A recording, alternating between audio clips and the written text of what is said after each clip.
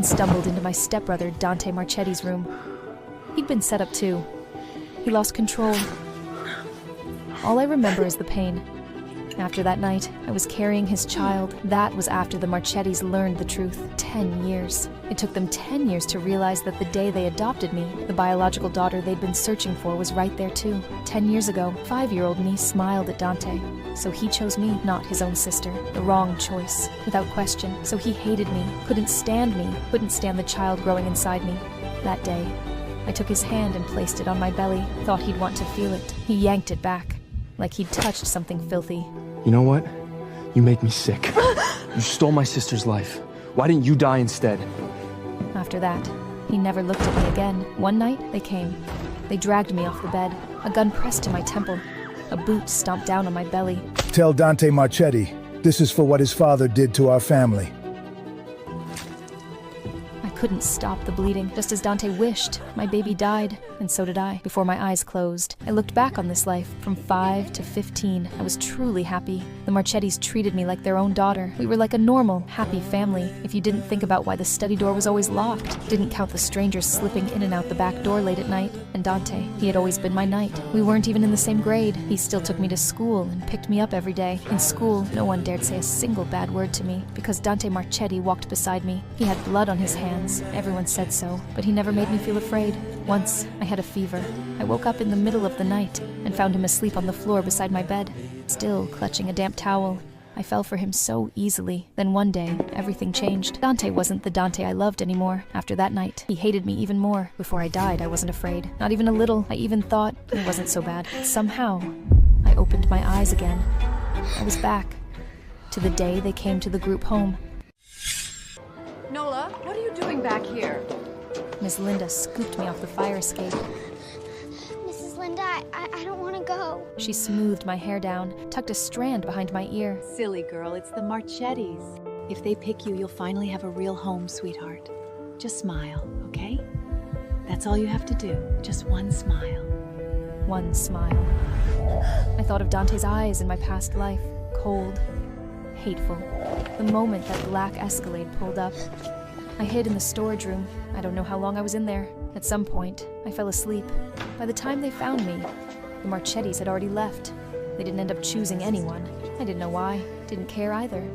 That night, I lay in bed. 3 other kids shared the room with me, just like me, no family. I didn't know who the Marchetti's biological daughter was, but in my past life, I'd overheard it from one of Ms. Linda's phone calls. The Marchettis believed she was here, kidnapped at 2 years old, passed through the system for years. They've been searching ever since. I didn't want anything to do with the Marchetti family, but in my past life, the first 10 years with them, the Marchettis and Dante were also good to me. If in this life, their real daughter could find her way back to them, we'd be even. But before I could do anything about it, Marchettis came back a second time. All the girls around 5 or 6 were lined up for a DNA test. A cotton swab along the inside of the cheek, dropped into a vial, labeled 10 seconds. That's all it took. This never happened in my past life. When I walked out after the test, I saw Dante coming toward me, expression cold. Something stirred in my chest. Word was, this DNA test was requested by the young heir of the Marchetti family. Could it be, had Dante been reborn too? And stepped aside. Dante paused in front of me. Even at 8 years old, there was something about him, a pressure that made you not want to get too close. The next day, the girl sleeping across from me, Sarah, was gone. Sarah barely talked. She cried all the time, a total crybaby. Turns out, she was the Marchetti's biological daughter.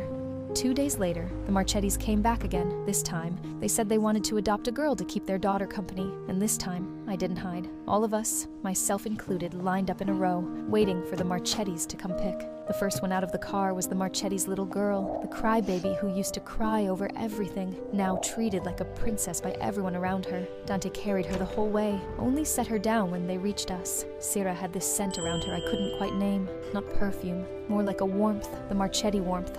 The smell of money, dry cleaning, leather seats.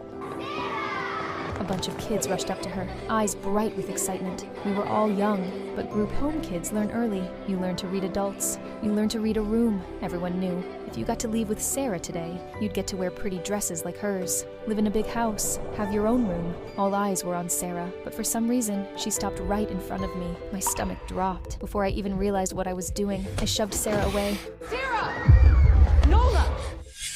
Linda made me stay in my room for 3 hours. years. As punishment, I thought there was no way the Marchettis would still want me after what I did. But 3 days later, I was sitting in that black Escalade. Ms. Linda said the Marchetti family had filed for my foster placement. The paperwork was already done. I froze. But it was settled. All I could do was accept it. At least Sarah was easy to get along with. And the Marchettis, just like the first 10 years of my past life, were kind to me.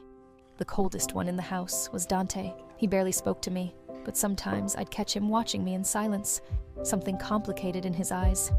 I didn't want to get into it. A few days later after dinner, I heard Dante bring something up. Dad, the furnace at the group home is ancient. It breaks down every winter.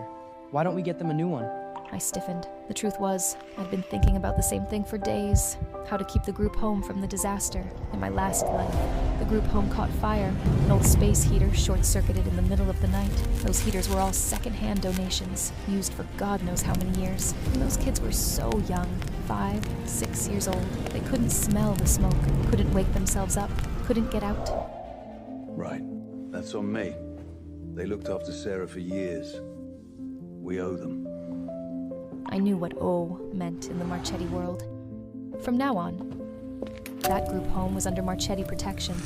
The Marchettis replaced the group home's entire furnace and donated a large sum on top of it. I didn't expect Dante to do something like that. I still kept my distance from him. But honestly, I was grateful, setting aside everything between us from the past. Dante's rebirth had genuinely saved a lot of people from a terrible fate. Sarah and I were both old enough for high school. Dante was still in college, but he'd already started handling family business. He and I barely crossed paths. I kept my distance on purpose, and Dante was just as cold toward me as ever. The contrast with how he treated Sarah couldn't have been more obvious. I knew the deal. The Marchettis adopted me to keep Sarah company. That was always the point. So for all those years, school and Sarah, that was my life. When everyone found out I wanted to transfer from St. Ignatius to a public high school, the Marchettis, even Dante, looked at me like I'd lost my mind. Nora, why would you want to transfer to public school? No one from the family will be there to look out for you. Outside Marchetti territory, no one would know who I was. No one would care, but I didn't want to stay. In this life, I wanted to live my own life. Marchettis tried to talk me out of it. I didn't budge. Dante, who hadn't said a word the entire time, spoke up. Let her go. The living room went silent for 2 seconds. No one argued after that. One night during finals, I stayed at the library studying until almost 11. When I came out, the school gate was deserted. November night, wind cutting hard. I hunched my shoulders and walked along the sidewalk, passing in and out of pools of streetlight. The neighborhood around a public school was nothing like Long Island. No Marchetti people, no iron gates, no surveillance cameras, no Dante. My phone rang. It was Dante. I hesitated, picked up anyway. Where are you? His voice was low. I didn't answer. You're just now heading home? Yeah. Where exactly? I looked up. Outside the bodega near school. Don't move. I'm coming to get you. You don't have to, I can... He hung up. 10 minutes later, a black Escalade turned the corner.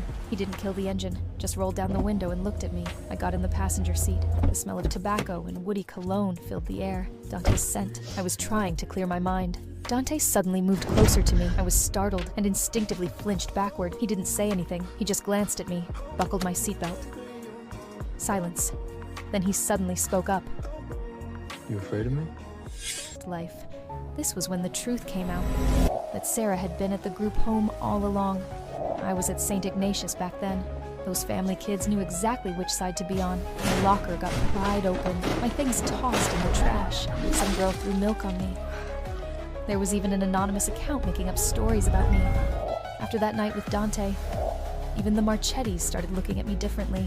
Streetlights flickered past the passenger window. I pulled myself out of those memories. The car had already turned into the Long Island neighborhood. Dante's profile shifted between light and shadow under the passing street lamps. There was a faint scent in the car. Tobacco and woody cologne. I shouldn't have cared, but there it was. The car pulled into the garage. He killed the engine. Neither of us got out first. I stared at the time on the dashboard. 11:47. A few seconds later, he pulled the key, pushed open his door, and got out. I followed behind, 2, 3 steps back, through the Marchetti front door. After that, I buried myself in schoolwork. Sarah's college was already set. The Marchettis had arranged a school in England for her. All she had to do was graduate before summer break. Sarah made plans to go to Europe with friends. Noah, I thought you'd finally hang out with me. Why are you doing a summer program? I smiled. It's just how it is. But I haven't spent time with you in forever. Sarah looked hurt. Before high school, we were practically inseparable. It's fine. Just send me pictures of everything, the fun stuff, the good food. It'll be like I'm there too. I meant it. I wanted to go, but I couldn't. I wasn't smart enough. I was giving everything I had just to keep my GPA looking good.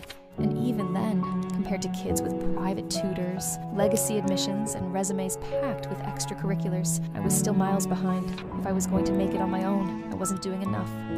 Not even close. I started spending every day after school in the library until the staff kicked me out. Library's closed. Then I'd walk to the McDonald's on the corner, order a coffee, and sit there until late. Gianna wasn't happy at first about me coming home so late, but eventually she didn't say anything. Senior year, spring break, a whole week off. Sarah came to pick me up from school. I thought it'd just be her. But when I walked out, I saw the black Escalade parked by the curb, Dante in the driver's seat. I noticed a bunch of girls on the steps glancing that way. I thought of how Gianna always said, After all these years, Dante still hadn't brought a single girl home. Maybe he's gay. Every time she said that, Sarah would laugh and volunteer to find Dante a boyfriend. I raised the book in my hands a little higher, about to slip past, but Sarah had already spotted me. Noah! She shoved the car door open and grabbed my arm. Didn't you recognize Dante's car? We're right here. She pushed me into the back seat. Dante, I want to go to that new steakhouse. When we got there, Dante gave a name. The hostess led us straight to a window table. Nola, what do you want to eat? Anything's fine. I shifted in my seat. A little uneasy, Sarah was about to order the Cajun ribeye and the spicy shrimp appetizer, but Dante changed it, switched it to mushroom soup and herb-crusted filet. I quietly exhaled. My stomach had been bad lately. Even though I tried to eat on time every day, when the pain hit, it was brutal. Back to Long Island, my stomach was getting worse. I dug out the Pepto and took 2. It kicked in pretty fast. Soon, I could read again. I pushed through the rest of spring break, trying to finish a paper due right after. Used every last bit of energy I had. When I got home, I crashed. Slept straight through to the next day. Probably went too long without eating. The stomach pain woke me up. I was about to go find something to eat. The second I opened the door, I saw Dante leaning against the hallway wall. We both froze. He looked away. Mom says come down and eat. His voice was flat. I nodded. Okay. We walked downstairs. Nora, you're seriously amazing. Sarah pushed a sandwich she'd made herself right in front of me. We all see how hard you've been working. You will get everything you want. I know it. April. College offers started rolling in. Sarah ordered the entire family to be there when my results came out, including Dante. I sat on the living room couch, opened my laptop, and logged into the application portal. The page loaded for 2 seconds. Congratulations. Oh my God, no! Sarah screamed and threw herself at me, wrapping me in a hug. My hands were shaking as I reached up and hugged her back, but my decision took them all by surprise. Schools.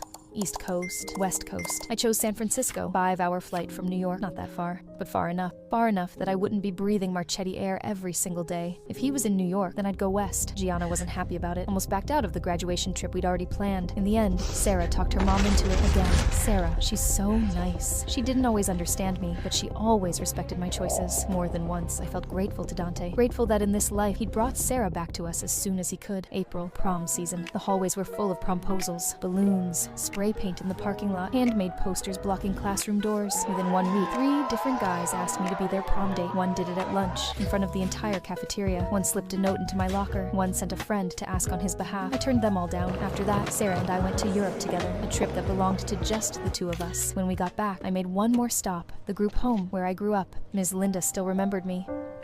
When she heard I'd gotten into college, her eyes welled up. Good, sweetheart. Once she pulled herself together, she asked if the Marchetti family had been good to me. Yeah. Really good. This time around, I wasn't going to let myself fall into tragedy again.